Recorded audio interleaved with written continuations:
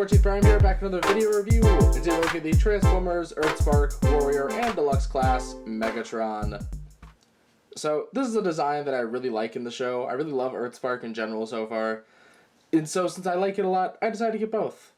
The first Megatron to me was a bit iffy, but the Warrior class one looked a lot more fun. Plus I love the Warrior class Prime a lot, so I figured, why not try it? And so then I got it, and decided, you know what, it'd be fun to do a video comparing the two. So here we are. This is that. And if I sound a bit stuffy or just a bit weird, I've been a bit ill for the last few days, so I apologize. But, you know, the show must go on. So anyways, here we'll take a quick look at the Deluxe one first. If you guys remember that Thunder Howl video, this is just kind of going to be like that, where I go over the two of them and kind of compare my thoughts on them. But here is the Deluxe Megatron, which I can say has the vastly better helicopter mode, because this one's just my poor guy. But it does look really nice. I love the shaping of it. It has some little sculpted in landing gears, so it properly sits on the ground nice and flat. Propellers roll. Not roll. They don't roll. They spin. They spin very nicely. And then the gun comes apart like it's supposed to in the show. But, yeah. The alt mode here also, of course, it has more paints. If you don't know, the difference between the Warrior and the Deluxe, especially in the terms of Earthspark, is just the Deluxe is a bit more quote-unquote collector-orientated and doesn't really require a gimmick. Whereas the Warriors are more simplified Deluxes with a little weapon gimmick. But for Earthspark, for the most part, they haven't been intrusive. I'd say the only one that's like really been bad so far is Alita. Like, don't get that one. Get the others, especially Thrash. She's really good. But Megatron here. He has a fine helicopter mode. I think the Deluxe one does it a little bit better, like I said. Since the Warrior one's a bit messy, especially with the cannon, which you can remove, and it looks mildly better, but it's still just very visibly, there are the legs. And then this doesn't really like lock into place, so it's kind of weird to tell how it's supposed to go. Just is like how this doesn't fully line up, and it bothers me. But yeah, I do like how they're really similar though, like how the hip skirts work the same. Like they made sure to get that detail correctly, which I think is kind of funny. So like I said, you can't just remove this cannon, which I'm going to keep it removed because this looks a lot better. But this one also doesn't even have like a proper way to sit flat, which I think is kind of funny because like this one, the landing gear is molded in the back, so it lines up with these tabs in the front. But then this one, there's a molded landing gear on the back that lines up with nothing, so it just supposed to sit like that, but it sags. But what I think is the most hilarious is the fact that on both of these toys, they do not get the peg properly, like where you can mount it on a stand port, because this one's is on the back and the waist doesn't move, so it's like here, whereas this one, it's on the back of the waist like it normally is, but the waist rotates, so it's on the top. So either way, you're doomed. But anyways, let's go ahead and get into their transformations a little bit, and I guess we'll go ahead and start with the Deluxe Megatron. So first, you want to remove the cannon pieces, like so, and just go ahead and plug them together for his cannon, which we'll get into more later. I want to take these and go ahead and untab them, get them out of the way, and they should tab in right here. You want to take the hip skirts, just kind of loosen them up a little bit. Kind of get them untabbed from here and just rotate them to the sides. Take the legs, unfold them and rotate them around, and flip out the fronts of the foot. Which he sort of has Time to Turn Trigger Happy transformation, at least in the legs, which I think is kind of neat. Then again, I'm a sucker for Time to Turn, so just seeing anything from that come back is great. But anyways, go ahead and untab the shoulders, and then push this up, and as you push it up, the head will come up, which it should lock in. Wait, I think you gotta move that. There you go, move that, and then it locks in. But see, that's what I mean by the stand port. It's back there. He looks like he just got like a righteous, like he just sliced people in half pose, but anyway. Rotate these around, get all this propeller nonsense out of the way. Come on, thank you. And then here he is in his row mode. But before we look at him more thoroughly, let's get this guy transformed. Which, as I mentioned, Warrior classes are more simplified, but their transformation is still fun. Take the legs, rotate them around, but as you do it, half the time they come on tab for me. So, they just untab themselves. Go ahead and get the foot. It like thunks into place, so you gotta unthunk it and then rotate it forward. Take these, and they actually tab into thigh sockets here, which I weirdly like when figures do that. Like, I remember Thrilling 30 Windblade, her sword storage, like, for the sheath, like, plugged into the thigh. Not that that was neat. But anyway, have all that rotated. And then rotate the waist around, like so. Take these, open them up, and rotate the arms forward. Untab the shoulders from one another. And then you just want to position them back down. Come on. Thank you. Then finally take the cockpit, rotate it around, push it in.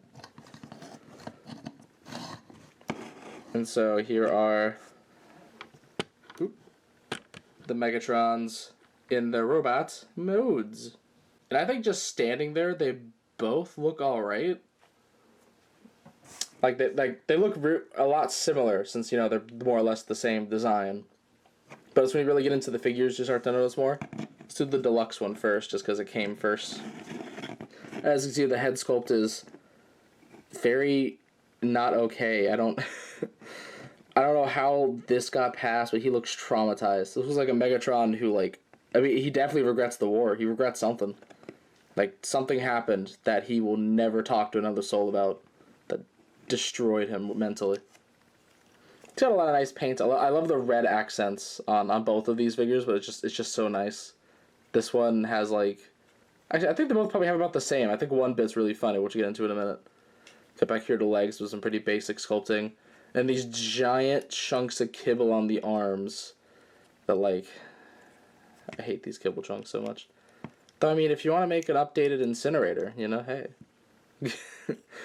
there's options, just saying. I think there's, like, pinned in. They look pinned in. Wait, can I haven't tried this yet. Nope, I don't unplug. Okay, probably pinned in. But, and you can give him his fusion cannon, which, while it does look nicer than the Warrior Megatrons, it bothers me that it doesn't point forward. Like, there's the arm pointing forward. This thing points slightly in. So if his enemy is far enough, when he fires pointing his arm straight, it's just going to miss. Like, what? How? How do you miss this? How is it sculpted this way? Like, this isn't because, oh, the arm panel. No, the arm panel's straight. The peg, how the gun is sculpted, causes it to. Like, we'll put it on the deluxe. Just for this point, we'll put it on the deluxe. It just, why? Why? Anyway, it's like a minor annoyance that, like, bothers me a lot, just because it's such an easily avoidable problem. Just sculpt it correctly.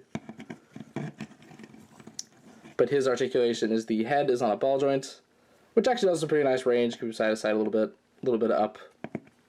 The shoulders are unfortunately on this joint, which I think is, like, starting to become common as a trigger happy joint, like time to turn trigger happy, his shoulders work, or SSA6 hot rod. Which on those figures it doesn't bother me, but on him it really does, because his shoulders are massive in, like, every direction, so it just gets in the way no matter what you do. Elbows bend 90 degrees, and then rotate due to being on a ball joint. Nothing at the waist for deluxe. Okay. Legs can go forward that far, back that far. Thigh swivel, pretty darn good knee bend. A little bit of an ankle tilt, and then the toes can, I guess, go in if you want to. If that's useful. Is that useful? I don't think it's useful. And then we have the Warrior Megatron, which to me, I like the shade of gray on him a lot more. I think the color accents they choose to do are the exact amount that it really needs. Like, I think it's funny looking at the thighs, because, like, this one just does, like, a bit of gunmetal on the top, whereas this one does, like, some red inside, which does a little bit of gunmetal at the very tip-top of the thighs. I mean, bonus points. It just looks really nice. The head sculpt is so much better. Like, that is vastly improved. I don't know what they did in the first one, but this was so much nicer to look at.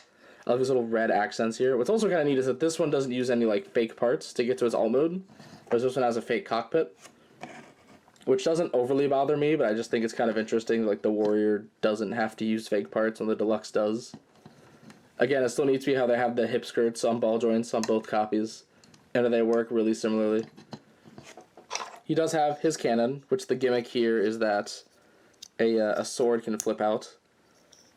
which I like the Earthspark gimmicks with their weapons because like they're very unintrusive to the figure. It isn't like Cyberverse where the gimmick will sometimes like completely eradicate the toy. It's like, nah, you got a toy. It has a flip out sword if you want it, but you don't have to have it. And what else is nice is his gun points forward. You know, bullet point 1 for Megatrons with a fusion cannon arm. You did, Hasbro. Congratulations. However, you didn't add a neck. The entire back of him is hollow, which is expected. Warrior, you know. Even this Megatron has hollowness. But, no neck joint. Which, for me, kills articulation. Like, he has a waist joint that this one doesn't have. His shoulders move so much better. Like, yeah, he doesn't have, like, freaking thigh swivel. But I think that's the only thing he's missing other than just, like, the neck. Which of course it is unfortunate. He has with thigh swivel. He has a little bit of play in the ball joint. That's what it. And his knees do, like, an awkward bend thing. Where, like, if you bend them too far, you notice they're too far inward. But, I mean, like, you don't need to bend about that far, you know? But, yeah, it's just, like, you can't really get him in any really good pose because he can't look that way. You just kind of have to like work around the fact that he has no neck, and that's the most annoying thing to me with this toy. Like if it had a neck joint, this would be good enough, but he does not. But I guess to go over his articulation, he has, again, much better shoulders than the Deluxe one. Elbows, arms have the same articulation there. Waist joint, where was that on the Deluxe? Legs move forward that far, back that far. Complete knee bend, but you know, it does look a bit weird at a certain point. And then the ankles sort of move. It isn't as much, but it's a little, and it's appreciated. But yeah, similarly to Thunder Howl, it's weird how they can just like sort of fail at a design twice. But I shouldn't really say fail. They get really close. If this figure could change how the shoulders work, make his freaking gun point forward and add a waist joint and like get a better head sculpt, come on. He'd be just fine. And if this one could get a neck joint, get some thigh swivels, it'd probably like fix up how the knees are a little bit down there, he'd be just fine. Well, of course, probably the alt mode needs a bit of work, but you know. It's like Thunder Howl. If I could combine these two toys into one, his leg transformation, how he handles his shoulders, having a waist, having a neck, colors, sculpts. Like if I could combine them together, it'd be just fine. It'd be good. Which it sucks because like the Deluxes and Earthspark can be good. Like Bumblebee's great. I like Bumblebee. He's now like my definitive chug Bumblebee. Like I really enjoy this man. So it just kind of sucks that Megatron's just like gets the shaft here. Especially when the Cyberverse Deluxe one was really good. Like, I thought that was going to be, like, the worst one of the wave, and even then, it technically sort of still is, but, like, it's still really good and better than most of the other Cyberverse Deluxes. So it's just really odd to me that whenever they got to do Helicopter Megatron, especially when it's the first Helicopter Megatron in years, we fumble it twice. But, you know, I guess that's just it, you know. I really wish that these lines would do Voyagers in them, because if this could get a Voyager, it would probably be fine. Like, if they got pretty close at a Warrior, and then pretty close at a Deluxe, I feel like by the time of a Voyager, if it isn't, like, perfect, someone's purposely messing this up.